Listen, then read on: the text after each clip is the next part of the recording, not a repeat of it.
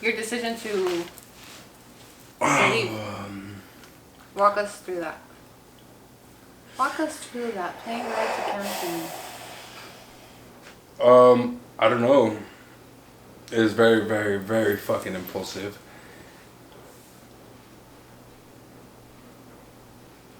I just felt, I don't know, I've told you so many times, like I had all my own things, all my own shit. Like. So you're living on your own. You had your own apartment, your car.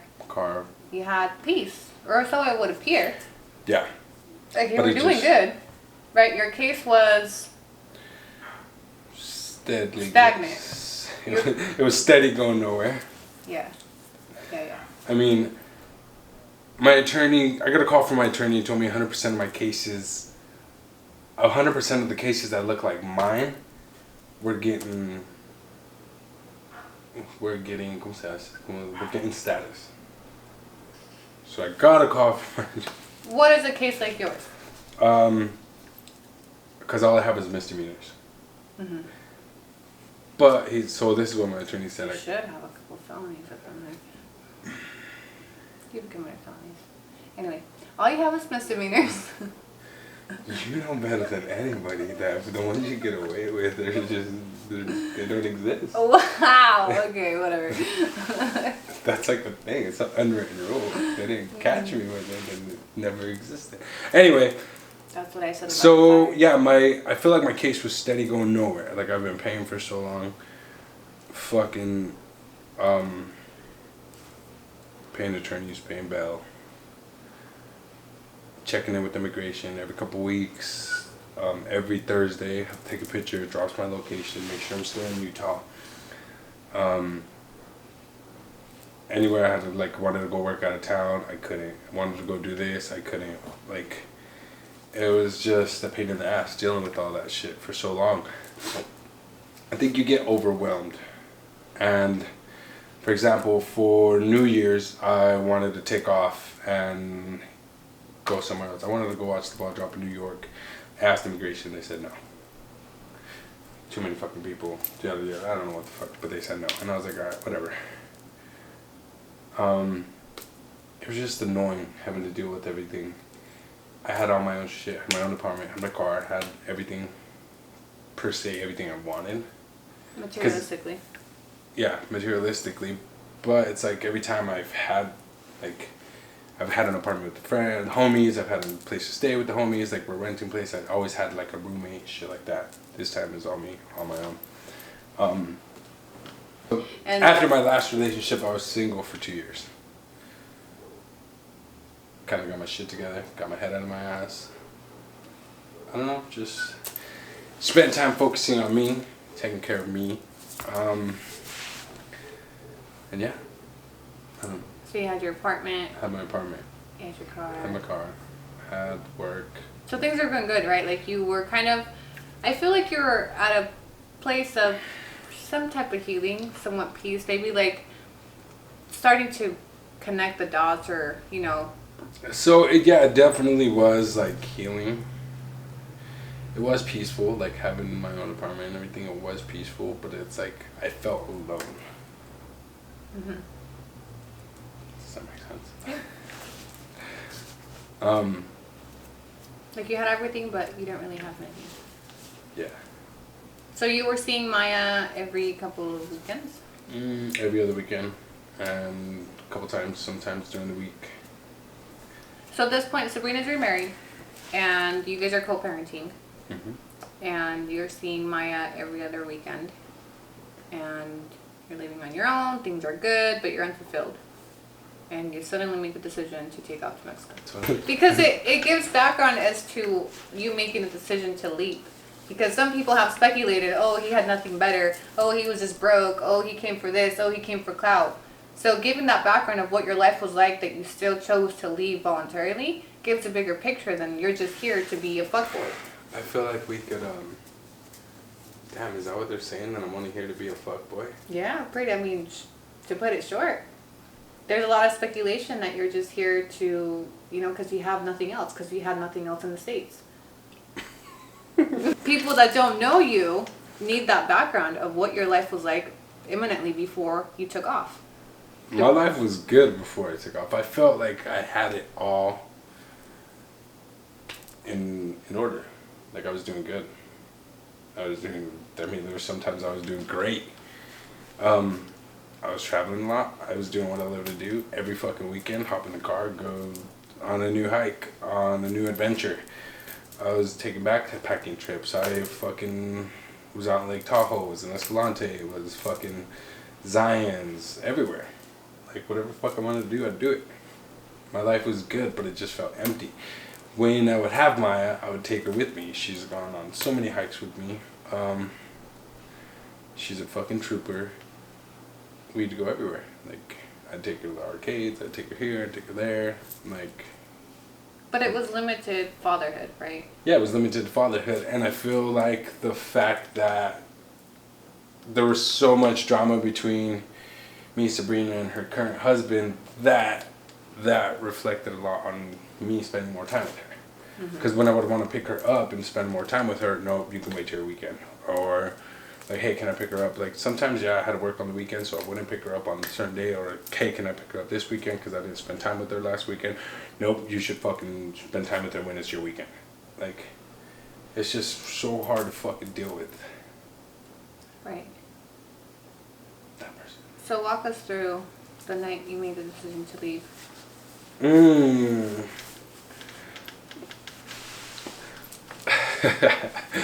Ooh, I don't know. It was my buddy Fabian's birthday. It was on a Thursday night when I left. Thursday night, buddy Fabian's birthday. I was like, dude, it's your birthday. I'm gonna take you out to dinner. Let's go get some drinks and go have some food. We went out. We had dinner. You know, probably like one shot deep. We had a shot of tequila. We're talking. That Sunday, I was gonna meet up with a good buddy of mine named Jose. We're gonna plan our summer. Plan on hitting Grand Tetons. Plan on hitting Yosemite. Plan on hitting just a whole bunch of national parks. Because that's who I always go on hikes with, my buddy Jose. And yeah, so we're at Fabian's birthday. I'm looking through pictures of my phone showing this other homie like videos and pictures of my last hikes over the summer, because he's like, oh, I've never really been into that, but it seems so dope, I want to get into it. And I was going through my phone, I saw the pictures of the kids at the beach, or a video of the kids at the beach that you sent me. Long ago, like that video was. Yeah, like that video was like 2 years old, and I was just like, I don't know, it just sunk in my heart. And I remember I was like telling Fabian about it a couple days before that. I was like, fuck, I just want to see my kids, like, all my kids. He has his little girl, which is Yuji's age. And his little girl and Yuji's were really good. Like, when I had the kids up there, they would always hang out together. When Yuji's left, I would always take care of his little girl. Like, he'd be like, hey, I got a soccer game. Can you come watch Camila? And I would always take care of his little baby. Mm-hmm. She was always all over me. Like, it was still wild dead. Like, so, when even till now, like, we'd have his daughter and we'd go to his soccer games or whatever, and I'd watch his daughter play with his baby, and it's like, I missed having my kids a little, my babies. Right. So yeah, I came across that video, and then my heart just sunk, and I was like, fuck. And I showed him the picture. He's like, whoa, what's up? What happened? And I showed him the video, and he's like, fuck, bro, I bet that's hard. And then, yeah, we just started all kicking it. A couple friends were talking about that they were going to go to celebrate homie's birthday in Cancun, yada, yada, yada. And I was like, fuck it, I'm going with you.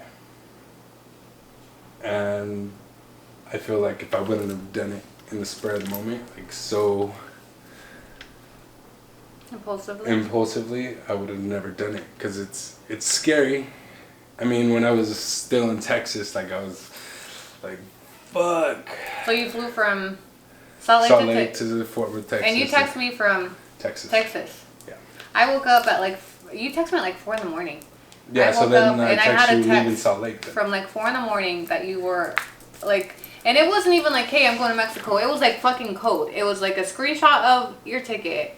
And then you were like, I may regret it or whatever, I'll be there soon. And I was like, what? Like, it didn't make sense because I didn't really believe it because you have talked about it so much. You made plans at one point. I made plans at one point, but then I never really talked about it for a while. Yeah, we hadn't talked for months. And then all of a sudden, out of the blue, I'm on my way to Mexico. But I feel like I would. It's been so many years that I've said, "Fuck it." One day I'm gonna pick up my shit and leave. Fuck it. One day I'm just gonna take off. Fuck it. One day I'm just. I thought you were fucking with me. I was like, he's such a fucking dick. I hate when he does this shit to me. And then I was like, what do you mean? And they're like, ooh. And then you started trying to tell me the story. What was at dinner? And then I was just fucking spit it out. Like, what are you talking about? And then I told you I was in Texas, and you're like, no, you're not. And so I was like, dude, just come call your dad real quick. I was like, who wants to FaceTime their dad real quick? And she did. And then you were at the airport, and I was like, shit. And so I started texting Erica. And I was like, I think he's actually coming to Mexico.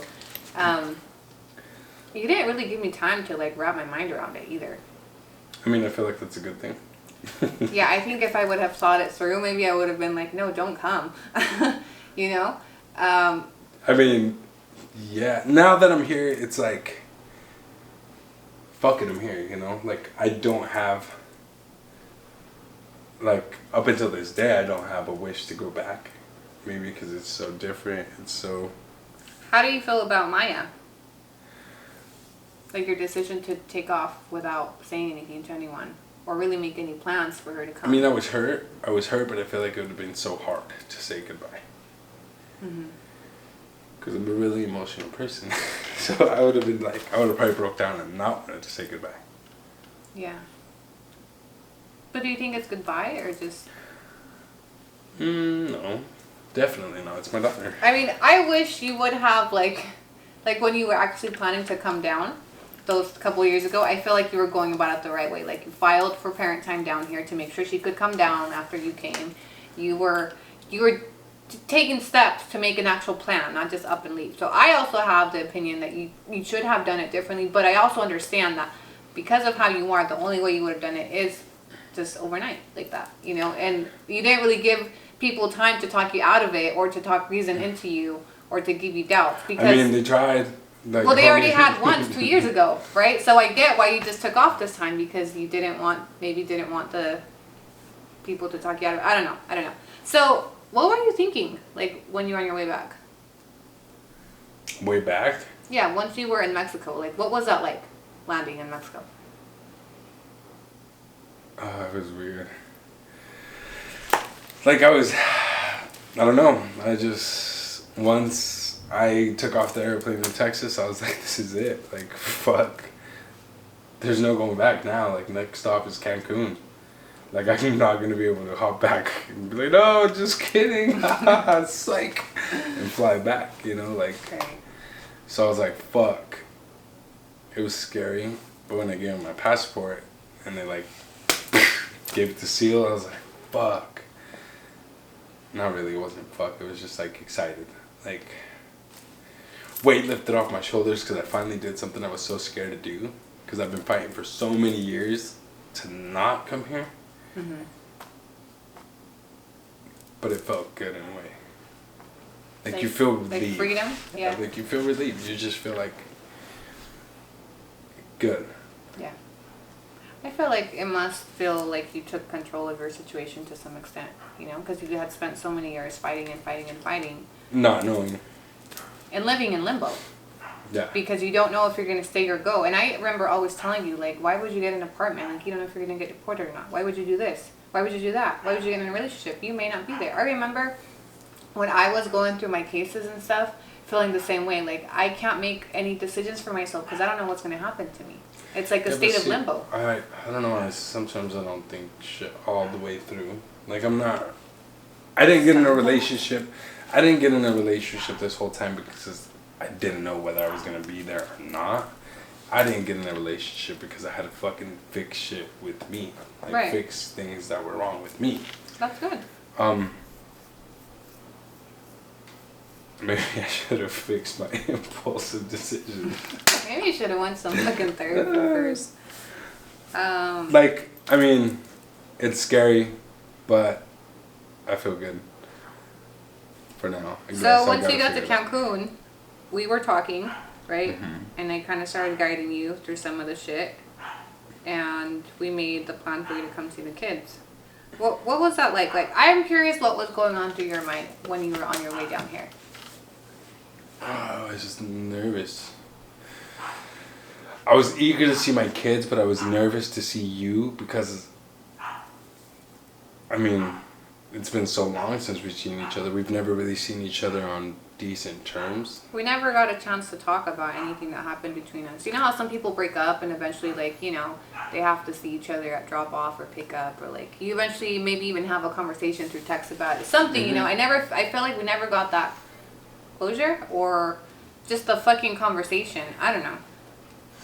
Yeah, so I was eager to see the kids, but I was really nervous to see you, and it's like, it was weird because I didn't know what to expect.